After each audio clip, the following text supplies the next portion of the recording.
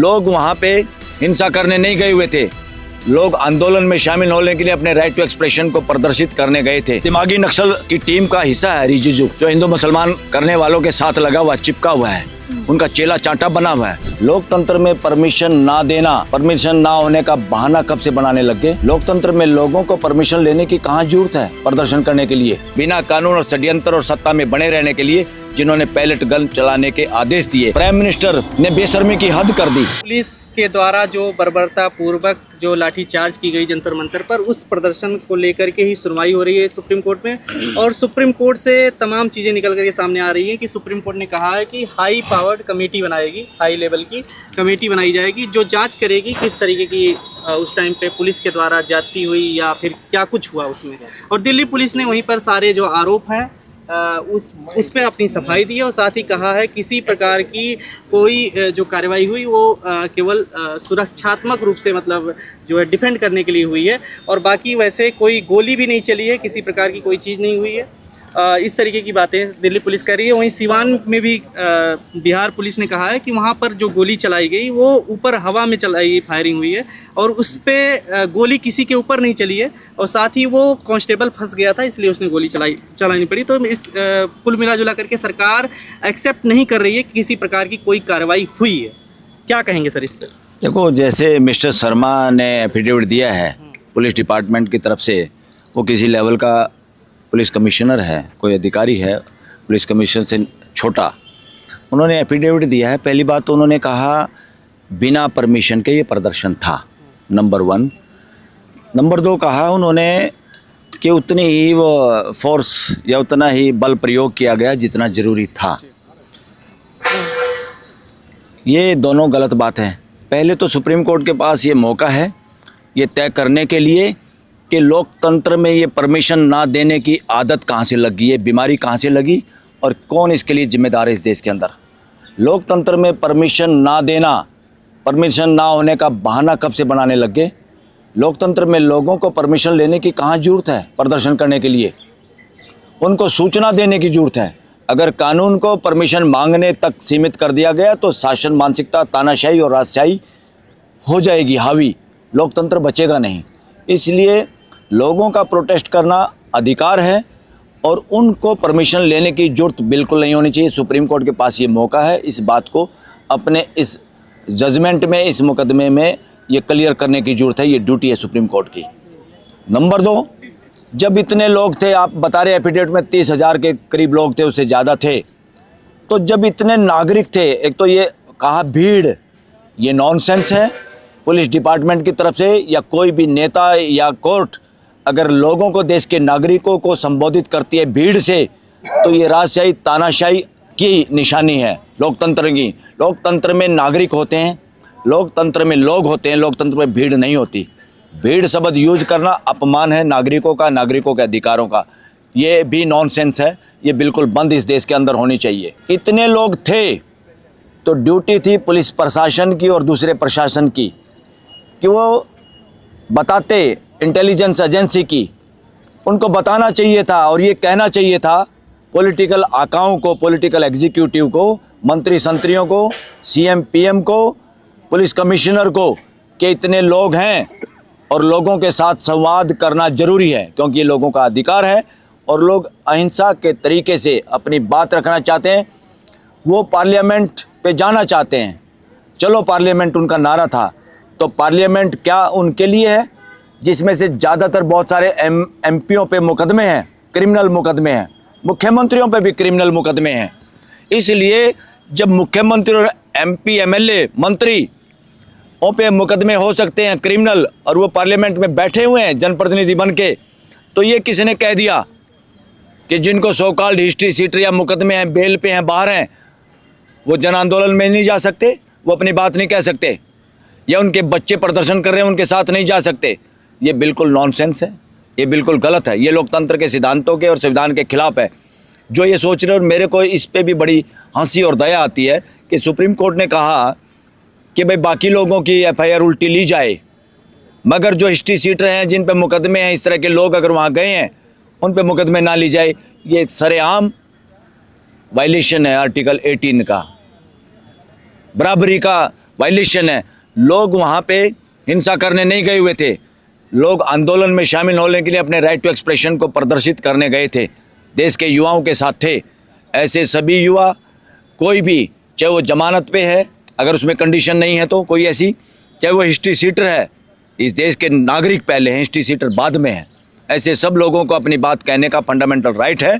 जो इस तरह की बात करके, और कोर्ट ने भी जो इस तरह की बात की है, मैं समझता हूँ वो संविधान के खिलाफ है। लेकिन इससे पहले भी सर्वोच्च न्यायालय ने कहा कि पैलेट गन पर पूर्णतः बैन नहीं लगाया जा सकता, आवश्यकता पड़ने पर उसका इस्तेमाल होना चाहिए। ये कौन कह रहा है कि पूर्णतः बैन लगाया जाए? उसको कानून के हिसाब से इस्तेमाल किया जाए, उसको चोरी चकारी से इस्तेमाल ना किया जाए।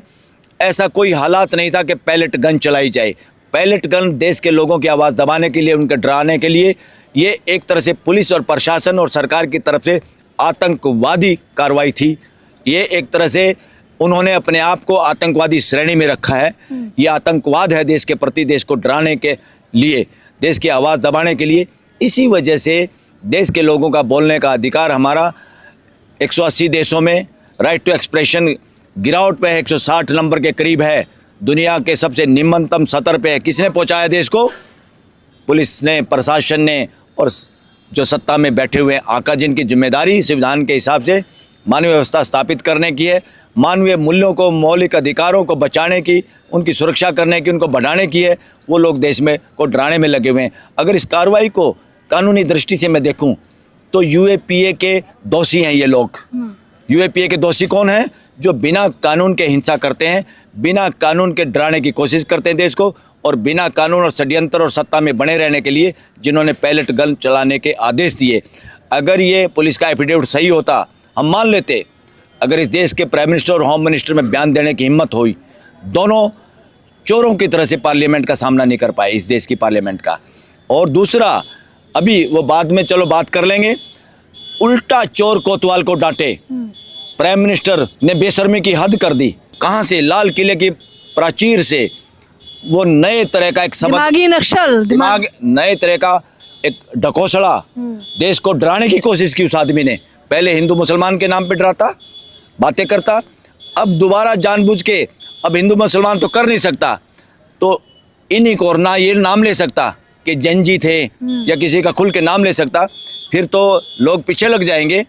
गोल मटोल करके उसने निशाना साधा इस देश के युवाओं पे, इस देश के उन लोगों पे जो देश के हितों की बात करते हैं, और कहा दिमागी नक्सल। दिमागी नक्सल कौन होते हैं? जो देश को हिंदू मुसलमान के नाम पे बांटना चाहते हैं, जो देश की एकता तोड़ना चाहते हैं, जो देश की यूनिटी, इंटीग्रिटी और सॉवरेनिटी को, सार्वभौमिकता, हमारे पावर को ख़त्म करना चाहते हैं। वो प्राइम मिनिस्टर ने खुद की है। अमेरिका ने जो कहा वो बात मान ली, तो देश की सॉवरेनिटी को खतरा है। प्राइम मिनिस्टर देश की यूनिटी को, इंटीग्रिटी को, चाइना ने ज़मीन दबा ली। देश की यूनिटी को हिंदू मुसलमान करके, जाति पाति करके इलेक्शन लड़ने वाले सारे लोग एक तरह से दिमागी नक्सल हैं। उनमें से टॉप मोस्ट अगर किसी का नाम आता है, नरेंद्र मोदी दिमागी नक्सल है इस देश का। सर, ये हाई लेवल की कमेटी जो बनाई है, इससे कुछ होगा सुप्रीम कोर्ट में, जो लग रहा है आपको उम्मीद है? क्योंकि सरकार के जो मंत्री हैं, केंद्रीय मंत्री रिजिजू जो हैं, वो कह रहे हैं एक भी गोली नहीं चली और किसी के ऊपर हड्डी तक नहीं टूटी किसी की। अगर कांग्रेस के टाइम पे होता इस तरीके से तो तमाम लोग घायल हुए होते। अरे वो कुछ नहीं ना अपने दिमाग से बोलता, उसको जो लिखा आता वो पढ़ता है। वो पपेट है, वो एक तरह से पपेट है। ऐसे लोग ज़्यादातर बीजेपी में, बीजेपी और आरएसएस के पपेट हैं, इनको जो लिख के दिया जाता है वही बोलते हैं बस। ये सारे खतरा है देश के लिए, देश की यूनिटी के लिए, इंटीग्रिटी के लिए, भाईचारे के लिए, बंधुत्व के लिए खतरा है। देश के भाईचारे, बंधुत्व के लिए, देश की एकता, अखंडता के लिए सबसे ज़्यादा अगर कोई खतरा है आज के दिन तो प्राइम मिनिस्टर नरेंद्र मोदी और उसका गृह मंत्री अमित शाह है। बताइए, किरण रिजिजू ने कहा कि मुख्यतः ये दिमागी नक्सल का शब्द जो देश के टुकड़े टुकड़े करना चाहते हैं उनके लिए किया गया है। इसलिए दिमागी नक्सल की टीम का हिस्सा है रिजिजू, जो हिंदू मुसलमान करने वालों के साथ लगा हुआ, चिपका हुआ है, उनका चेला चांटा बना हुआ है। उसको शर्म नहीं इस बात की। वो आता है बौद्ध, उससे बौद्ध रिलीजन, मैंने सुना है कि वो बौद्ध रिलीजन में विश्वास करता है, जो शांति, अहिंसा, भाईचारे का रिलीजन है। और वो भाषा किसकी बोल रहा है? आरएसएस, बीजेपी की, जो देश को तोड़ना चाहते हैं, लगातार तोड़ने में लगे हुए हैं। जहाँ की यूनिवर्सिटी में बच्चों का मानसिक गुलाम और दिमागी नक्सल बनाए जाते हैं, ऐसे सारे लोग जो अलग अलग दलों के अध्यक्ष और अलग अलग तरह के संगठन बनाए हुए हैं, हमारे देश के बच्चों को, आम घरों के बच्चों को इन्होंने दिमागी नक्सल बनाने की इंडस्ट्री जो है आरएसएस और ये जो लोग, ये उनको दिमाग कलोज करते हैं। जिंदा इंसानों की कोई कदर नहीं और कथा कहानी मुर्दों के गड़े मुर्दे खोदने का ही काम करते हैं। सर्वोच्च न्यायालय ने आज छात्रों के हित में क्या फैसला सुनाया है? क्या सच में उन छात्रों को न्याय मिलेगा जिन पर लाठीचार्ज हुआ, पैलेट गन बरसाए गए? अब छात्रों को न्याय सुप्रीम कोर्ट को देना होगा, ये ड्यूटी है। और छात्रों को अब न्याय लेने से भी पहले उनको पता चल गया न्याय लेना कैसे है।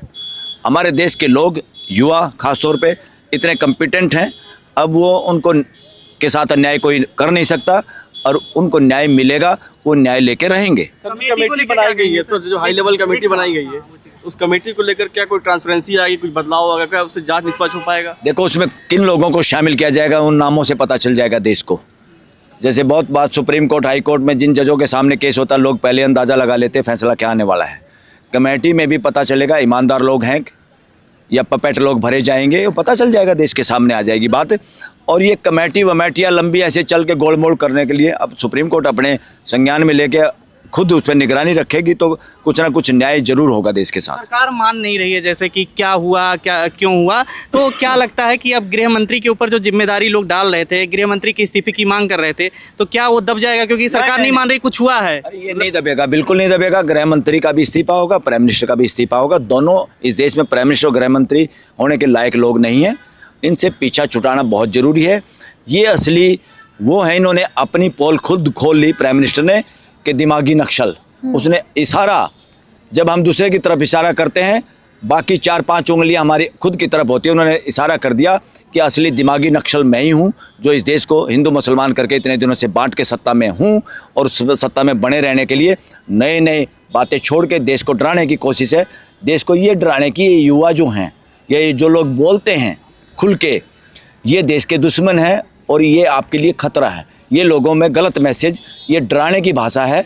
असल में इस देश में नक्सल के नाम पे जो मरे हैं वो नक्सलवादी नहीं, असल बात में सत्ता में बने रहने वाले जो लोग अपने लालच में सत्ता में लोगों की आवाज़ नहीं सुनते, उनको मजबूर किया जाता है कि वो गलत रास्ते अपनाते हैं और गलत रास्ता अपनाते ही उनको नक्सलवादी, आतंकवादी कह के मारने की जो चेष्टा होती है। हमारी पुलिस, पैरामिलिट्री और इंटेलिजेंस का दुरुपयोग करके इस देश के बहुत सारे असंख्य युवाओं की हत्याएं हुई हैं और वो भी अच्छा नहीं है। वही लोग फिर वो युवा, भटके हुए युवा कई बार अपनी सुरक्षा में डर के मारे मिलिट्री, पैरामिलिट्री और इन पे हमला करते हैं, जो उचित नहीं है। मगर संवाद करते तो देश में एक भी मौत ना लोगों की करनी पड़ती, ना लोग कोई हिंसा पुलिस और पैरामिलिट्री के प्रति करते। सर, आपने कहा कि अमित शाह के इशारे पर जो है पैलेट गन चली, अमित शाह के इशारे पर छात्रों पर हमला हुआ, तो क्या उसकी सजा इस्तीफा है या फिर कोई कानूनी कार्रवाई होनी चाहिए मोदी अमित शाह पर? अरे आप भी अधूरी कह रहे हैं। अमित शाह की क्या हिम्मत है, पैलेट गन चला देगा जब तक सरदार नहीं कहेगा। तो मतलब पीएम मोदी ने कहा? यस, सरदार ने कहा है। सरदार ने अपने सूबेदार को कहा, सूबेदार ने अपना पुलिस कमिश्नर को कहा और नीचे सारे लोग फॉल इन लाइन। हमारे देश की पुलिस, हमारे देश की पुलिस, पैरामिलिट्री, इंटेलिजेंस एजेंसी का अभी लोकतांत्रिकरण नहीं हुआ है, संवैधानिकरण नहीं हुआ है। ये अंग्रेज़ों की पुलिस, राजाओं के लठैतों की तरह इनका दुरुपयोग होता है। हमारे लोग मिलिट्री, पैरामिलिट्री, इंटेलिजेंस के रोते हैं कि हमारा कैसे मिसयूज हो रहा है, मगर फिर भी दबाव में, नौकरी के दबाव में, ये दबाव में, अब उनमें से भी काफ़ी लोग अब दबाव में नहीं आ रहे हैं और खुल के कोई रिजाइन कर रहा है, कोई खुल के बोल रहा है। बहुत बार ऐसा होता है, बहुत बार ऐसे पुलिस वाले, पैरामिलिट्री, इंटेलिजेंस वाले सुप्रीम कोर्ट के वकीलों से, हाई कोर्ट के वकीलों से मिलते हैं और अपने दिल की और अपने मन की बात बताते हैं। तो सर्वोच्च न्यायालय के हिसाब से देश के प्रधानमंत्री और देश के गृह मंत्री पर क्या कार्रवाई होनी चाहिए? मैं तो पहले भी कह चुका हूँ, यूएपीए में मुकदमा दर्ज होना चाहिए। आतंकवादी जुर्म में अंदर होना चाहिए इनको, जिस तरह से सरजिल इमाम और उमर खालिद को बंद किया हुआ है। लेकिन सर, दिल्ली पुलिस तो कह रही है अतिरिक्त बल का प्रयोग हुआ ही नहीं, तो जब गृह मंत्रालय फिर कैसे मानेगी? फिर दिल्ली स्वीकार नहीं होगा तो सुधार की उम्मीद कैसे कर सकते? स्वीकार करने से क्या होगा? चोर तो झूठ बोलेगा कि मैंने चोरी नहीं की। ये तो अदालत को देखना है, दूसरी साइड के वकीलों का डॉक्यूमेंट प्रस्तुत करने, उसके आधार पर फैसला होगा। इनके कहने से क्या होता है? सर, आप सुप्रीम कोर्ट में खड़े हैं, आपको भरोसा है न्याय मिलेगा सुप्रीम कोर्ट से? सुप्रीम कोर्ट से भरोसा तो है, 100% भरोसा नहीं है। 100% भरोसा इसलिए नहीं है, सुप्रीम कोर्ट, हाई कोर्टों ने इस देश का भरोसा खोया है। क्यों खोया है? क्योंकि बोलने की आज़ादी की सुरक्षा करना सुप्रीम कोर्ट हाई कोर्ट की ड्यूटी है, और बोलने की आज़ादी लोगों की 160वें नंबर पे पहुंच गई 180 देशों में, और लोग डरे हुए हैं। जो लोग बोलते हैं उनको डराया जाता है, कुछ को ख़रीदा जाता है, कोई नहीं बोलते तो उनको मुकदमे में फंसाया जाता है। इसलिए इसके लिए जिम्मेदार देश की सुप्रीम कोर्ट है। सबसे ज़्यादा जिम्मेदार अगर लोगों के बोलने की आज़ादी छीनने का और इंडेक्स गिरने का, सुप्रीम कोर्ट खुद जिम्मेदार है।